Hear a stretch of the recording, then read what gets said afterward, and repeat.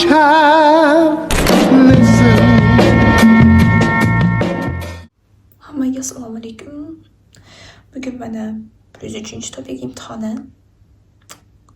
O'sha yerga ketamiz hozir.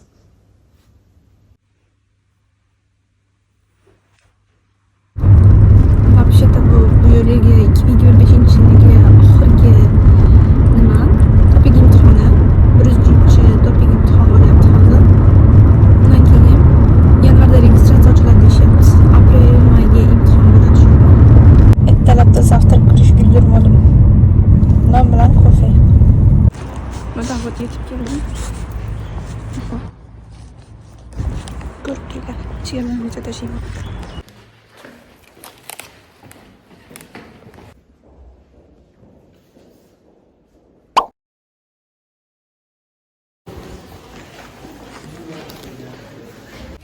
İmtihan tugadi. Nodavot imtihon tugadi. Mana imtihon tugadi. Natijasi chiqsa bilamiz. Mana kirib chiqdim imtihonga. 2025-yilning oxirgi 103-imtihoni bo'lib o'tdi. To'g'risi imtihondan chiqqandan keyin video olishga umuman fursat bo'lmadi. Odamlar ham juda ko'p. Hamma bir-biriga qarayapti. Undan tashqari uydagilar kelgan ekan, kutib turishgan ekan, ular bilan ovora bo'lib qoldim. Ustiga ustak chala uyqu bilan bordim. Kechpay soat 12:30 da uxlab, ertalab soat 5:30-6 turdim. Usturda turishim kerak, to'rga budilni qo'yganman. Lekin uyquni ustun ko'rib qo'ydim-da. Muhimi topshirib chiqib oldim. Imtihondan keldik uyga, sirazu uxladim. Juda ham charchadim. Introda turdim. Imtihonni aytib o'tadigan bo'lsam, titki, ya'ni listening oson bo'ldi nazarimda. Qovun tushirmagan bo'lsam, titki oson bo'ldi.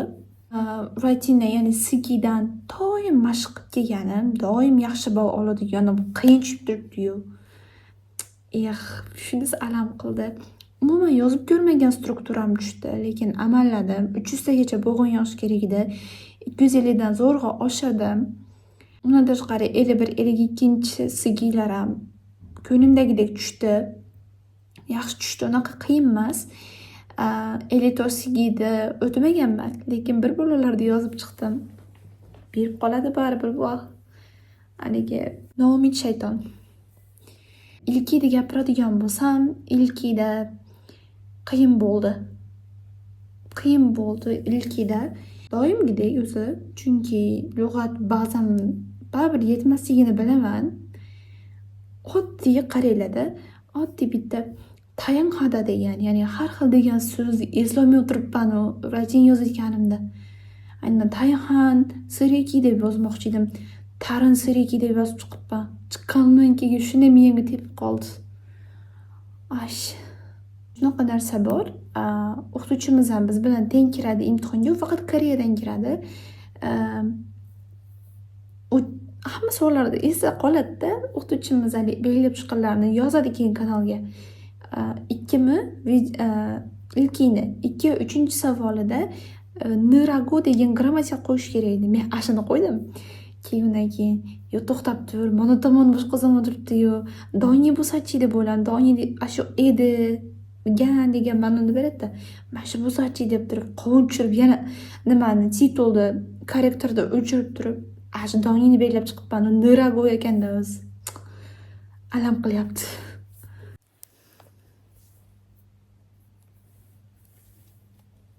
Вообще-то noyabrdagi imtihonda qiyin bo'ladi deb eshitdim. Har yili noyabrdagi imtihonlar boshqalarga nisbatan qiyin bo'ladi deb eshitdim. Lekin tikkisiga qaraganda yaxshi. Endi faqat noyabrda kiraman. Nima demoqchi edim? Bitta voqea bo'ldi. Tez gapirib beraman. Bitta bola siga yozdi. Shunaqa tez yozdi, shunaqa tez yozmadi, shunaqa to'ldirib yozdi. 54 sigini ham даже vaqt yetdi-da. 700 ta bo'lgan yozishga. Va qovun tushirib bola haligini yozib bo'lgandan keyin shion pronos bo'ladi-da, imtihon raqami bo'ladi. Shu imtihon raqamini noto'g'ri belgilab qo'ydi-yu. uni noto'g'ri belgilaganini topshirib yuboribdi. Topshirib yuborgandan keyin haligi bolani esi tushib qolib, keyin komdoklarni oldiga borib turib, shunaqa noto'g'ri belgilab qo'yibman, ochiq belgilar to'g'irlab beray, to'g'irlab qo'yay deb man qilsam ham yo'q deyishdi. Shunaqa rahmlarim kelib ketdi. Жалко. Endi bu videoni olishdan maqsad bu videolar kelajagim uchun, prosta kelajakda menga eski xotiralar bo'lib qoladi, maktab paytidagi xotiralar bo'lib qoladi.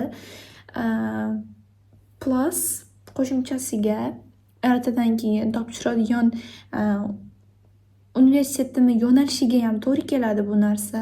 Chunki portfolio sifatida taqdim qilsam bo'ladi. Endi Xudo xohlasa maktabdagi hayotimdan bir kun qo'ymoqchiman. Biror kun faqat uzunroq qo'ymoqchiman. Doim videolarim qisqa bo'lib qoladi. Atak menga uzun videolar yoqadi. Uzun video olishga erinaman, montaj qilishga emas.